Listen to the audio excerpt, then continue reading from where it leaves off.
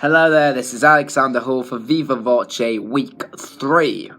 So, I'm going to now get started with the first question of the day. So, question 3. What have I done this week in my project sessions? So, what we did was we've blocked the majority of the whole scenes of the whole play.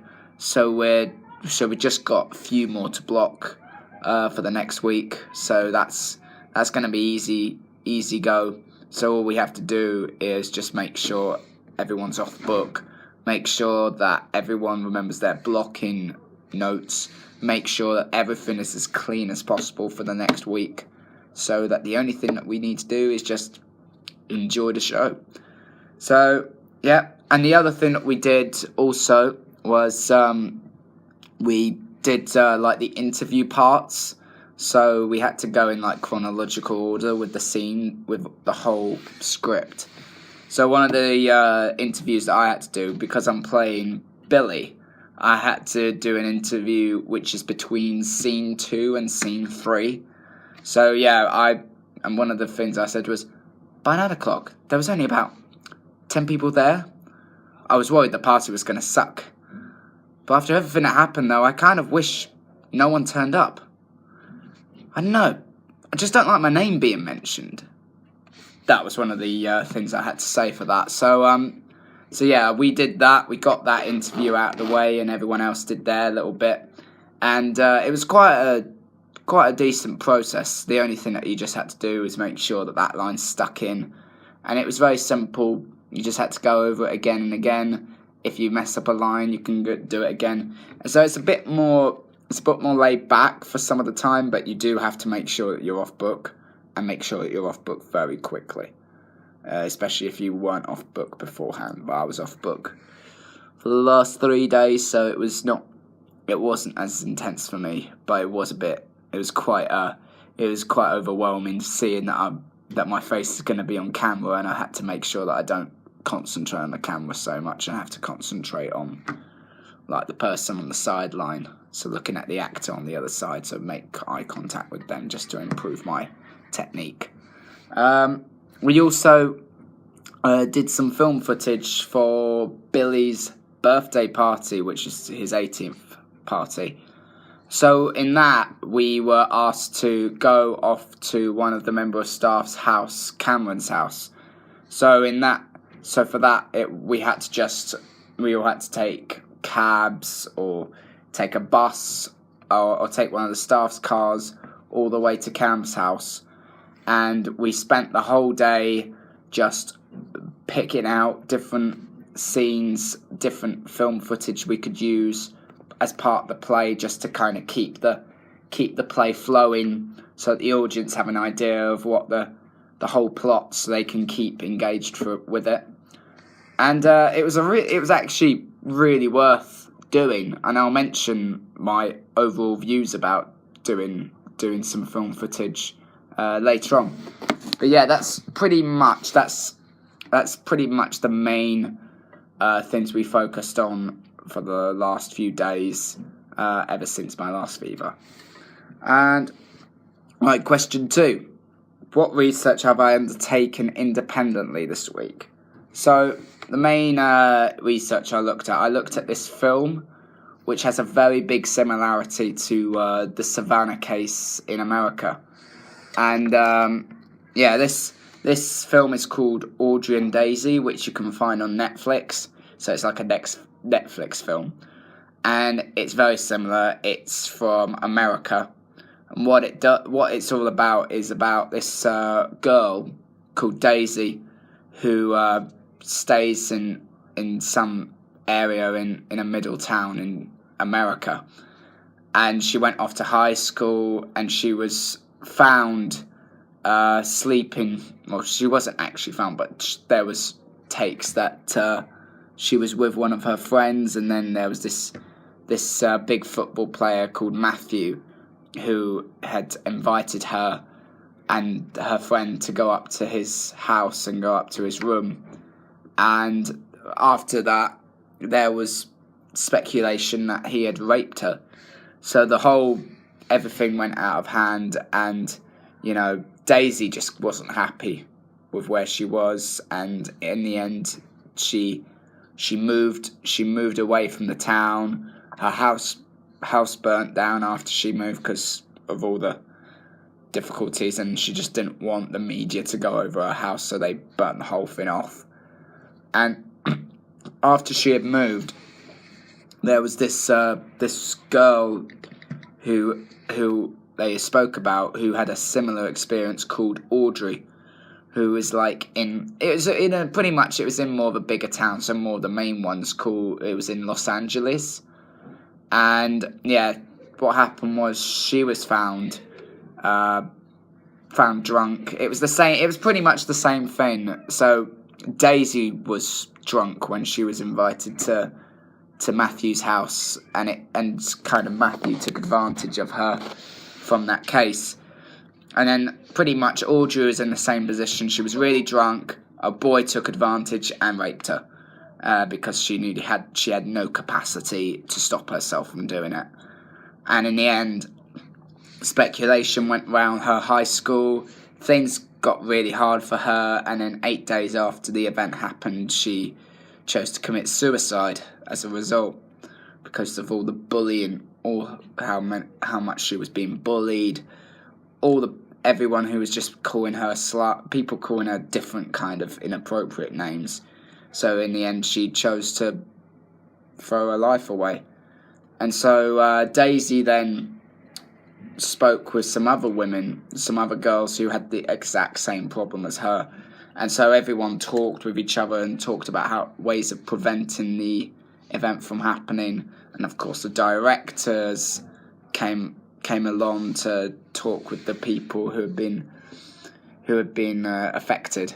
And then of course there was they also talked about Tori Amos, who did the soundtrack to the film, and spoke about how she got raped when she was 21, when she did one of her gigs in a Los Angeles bar, and after the gig someone went off and raped her while she was having her after show party.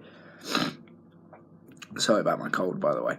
But yeah, it does show that after looking at that, how common it is for teenagers to sleep with people when they're drunk, how easy it is just to take advantage of someone. So it is a very big problem, and it's mainly a big problem seeing that we've seen Savannah and Audrey and Daisy, that actually they're pretty much similar problems going on in America with the whole rape case, but also it goes on here.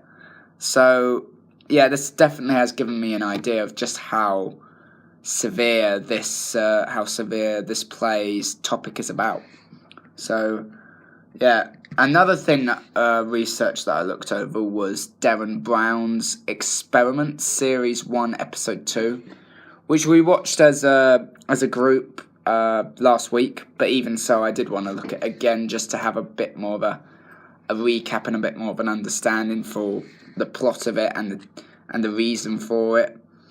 And it was all about Derren Brown had his audience out, and what happened was he said to the audience, right, please put on these masks, and I'll give you a remote control that you can use when we give you questions, and you get the chance to make multiple choice. And he said that we were in control of this man who was a nasty piece of work. He was a guy who was sleeping with other girls and didn't keep his promise with one of his girlfriends, and it all turned out rather worse for him. And in the end, he kind of let it go, but even so, people still thought he was an absolute. People thought he was not the right guy, but they thought in the end, why not do a Ron on him? So to make two Rons match, which we always say 2 Rons don't make a right. But Derren Brown thought it might be a good test to see how people can react to it as a group instead of how they react individually. And so whilst the guy, Chris, I think his name was Chris. And yeah, what happened was he was in a bar with his friends, and there were some like actors around the bar who were just playing off around him just to kind of fake it. And so there were things like getting an aggressive boyfriend over on him. There was the likes of him getting shoplifted when he never stole anything, when it was all just a prank.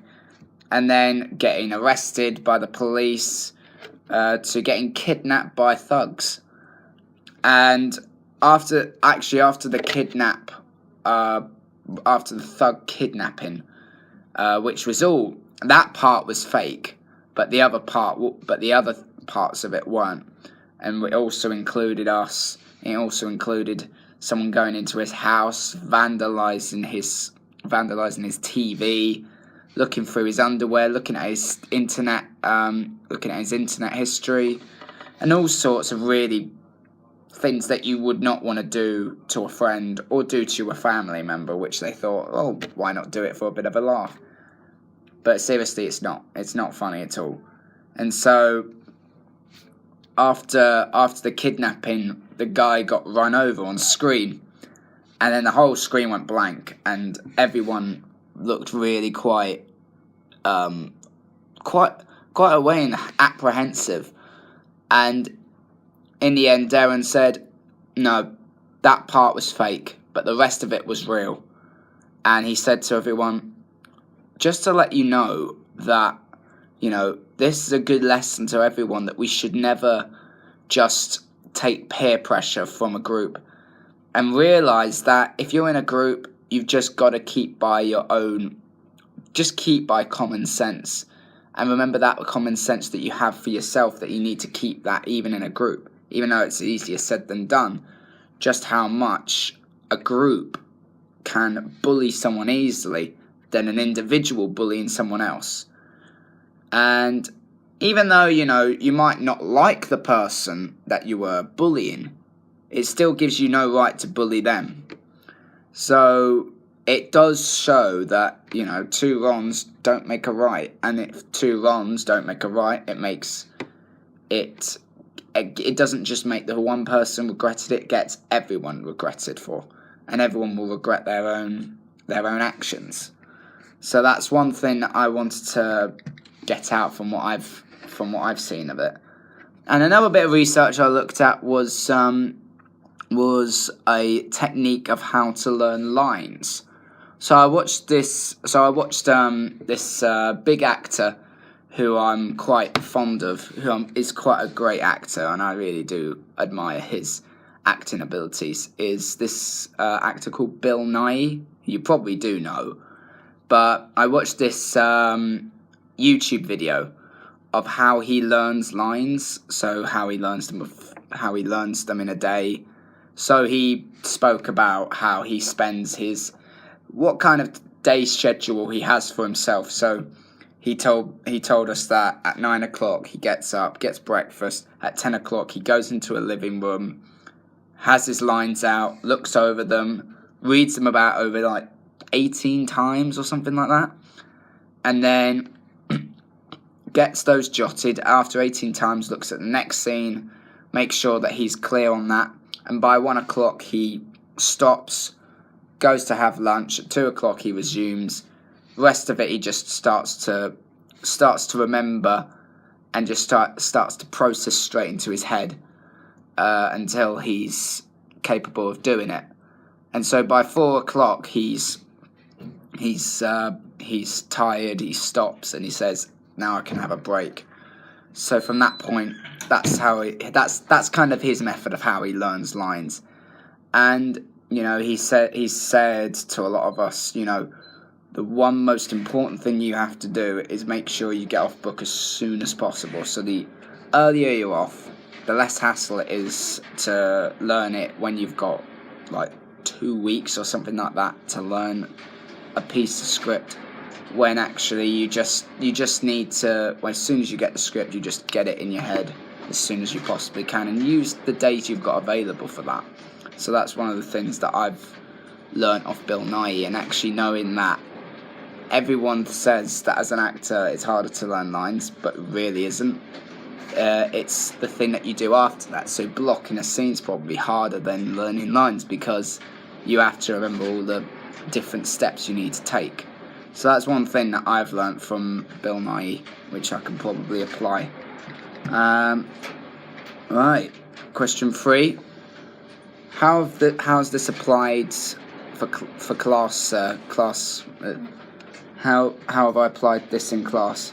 So, making sure that I was off book by Friday, which I'm now off. So, and my part as Billy is not like too wordy, so it was very simple just to get my lines learnt, get them all in my head. So it was actually a piece of cake for me. But I'm not going to say that because I don't want to boast, as I know some others have much more than me to learn, so I don't want to put them off.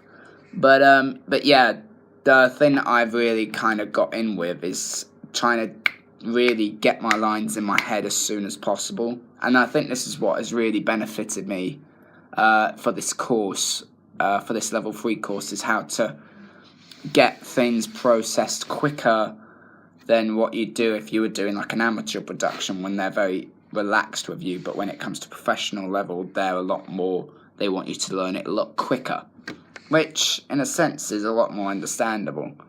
So yeah, that's something that I've applied. So I'm off book. So I'm now off book because I got off book by Friday last week. Also reflecting on how Darren Brown did his experiment on how easily we can be peer pressured to hurt someone when we're like in a group than just doing it as individuals, and how it kind of links with mob mentality, and how it goes well with like Jake's group. So Jake's friends are on one side, and then you've got Lola's friends all on their own side. So it's kind of like you've got a team there and you've got a team there. And, a bit like if you look at the introduction of our play, like the introduction sequence, that, you've got Chris on the right side, on downstage right, and you've got Lola on downstage left. And if you look at them both, you get people like Billy, and you get Billy and Patrick and all sorts. I think there's Aaron as well. So wait a minute, if I can remember, it's Billy, Aaron, and Greg, and Sam as well, who are on that side. And then you've got on Lola's side, you've got Marcus and all of Lola's friends, including Beth and all that. So it's it's actually, in a sense, it's a good combination to match, to go in with the fact that you've got a mob mentality on different sides, and how easily it is to easily do wrong when you're in a group, and how it's a lot more easier to do that than doing it as your inner self. So that's something worth bearing in mind. And also, one of the things I've also applied is looking at the similarities of the Audrey and Daisy film and the Savannah case, and how they link so well, and how you can just like apply them all together. So that's something that and also how, just looking at how common rape can be, especially for teenagers, and how teenagers can easily get pulled in, especially if it's like their first time, they've had a drink and it gets too much for them, they start drinking more, they take on peer pressure of drinking more, and then they all get really badly drunk, and they can't capably stop themselves from doing the wrong, and then they do the wrong. So that's one thing that is worth looking at when it comes to looking at rape cases, that it's a lot more common with teenagers than it is with older men and older women, because they're sensible. Teenagers are like in their pre-years where these things are going to happen, and where you just don't have that maturity to realise that sexual misconduct isn't acceptable. And question 4, what practical problems have I come across this week? So So during the film footage that we did on Wednesday, which was the 9th, I think it was on the 9th. It was on the 9th of May. What happened was, when I was doing the film footage, when Gary had said, right, we're gonna film from this part of the scene, so please get in your position, remember where you are. I got really baffled at that point, and from that point I was going, I thought I was supposed to be there, and then he was saying, no, you're there, and it was a bit of a tale for me, but the thing I've learned is to try and really listen out where exactly you need to be, and it's not, and sometimes it's harder to do, and I think that's the very big difficulty in terms of when you're doing screen acting compared to doing stage acting. When you're doing stage acting, you just got to remember all the moves, and you can learn them all just like that. It's all full on, remember it. When you're doing screen acting, however, if the director said we want to film from this side, you've got to just remember exactly where you were and just clear everything of what you can remember when you last filmed the whole footage. And that's harder to do because you've got to really focus down and think about where you're going at each point during film footage without making a complete error, because one error, you look like an absolute idiot, and that's the last thing you want to look like as an actor. And also another practical problem I had. Sorry. Another really big practical problem I did, which was a bit funny, but it was in a sense a bit of a bad idea. As Billy, I was playing Billy at the time. I had a Budweiser bottle, so I was pretending I was having a beer, but even though it was filled with water. When you got to the scene, when you got to the point in the scene where everyone's going, drink it, Billy. And I was going, yeah, I'm so drunk, I want to do that. And so you just go, I'm just going to go straight in and start drinking the whole lot without giving myself a break to take in more. So I just thought, no, I'll just go right in. And while I was doing that, I couldn't hold myself. I couldn't try to gulp the whole thing down. And in the end, the whole water had just spilt down the whole of my body, down all of my clothing, and then also spilt on Cameron's pool table, which was accidental. But even so, I did that more than once, and I was told that I need to be a lot more careful with how much water I fill into one bottle, especially in a scene like that, because the last thing you want is to have way too much. You go too literal with how much you're going to drink, and then in the end it starts bursting out everywhere. So that's one thing that I'm going to keep in mind when I'm doing another scene like that, and I have to do it over and over again, just making sure that doesn't happen so regularly. And yeah, and next thing, number 5, have we created anything new? Yes, we have. We've done the 18th birthday party film footage for Billy, which was me. And also we did the interviews, so we've got the interviews out the way. So my interview that I did a while back that I kind of showed you, but anyhow, but yeah, so I've got those. I've created those new ones, so that's fine. And yeah, those are the new things that we've kind of created for this project. And then number 6, how is the transition changing from stage to film? So what kind of transitions did I see compared to what I do on stage and to film? I've definitely seen a combination of demands. So if you look at the demands of what it's like on stage, you have a lot more shorter time to focus down and really get yourself into the right character. But when you're on film, you're required to stay in character for hours, endless hours. So you have to sit there and make sure that you're completely in character, and just make sure that you're not keeping off focus. Whilst you're on stage, you can just spend either an hour or 2 hours, depending on how long the production is, and making sure that you're in character. But when it comes to screen, you have to be completely in character. So making sure that you don't look like you're just being a bit of a idiot and just not being in character. Especially when you're being filmed, you need to make sure that you're completely in character. So the demands for screen, how you stay in character, is so different to how you look at the stage requirements.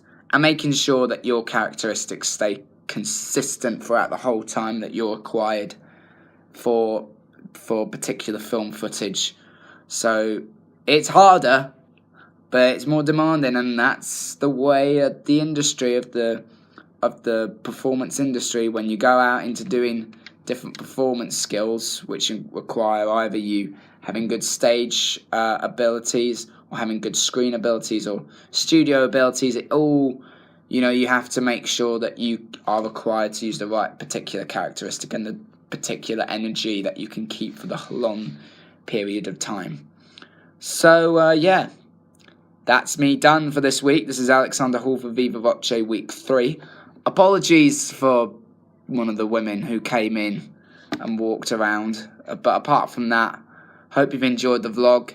And I'll give that woman a shout out for doing that, because she shouldn't have done that. But it's not my fault. But anyway, hope you've enjoyed the Viva. And I bid you farewell.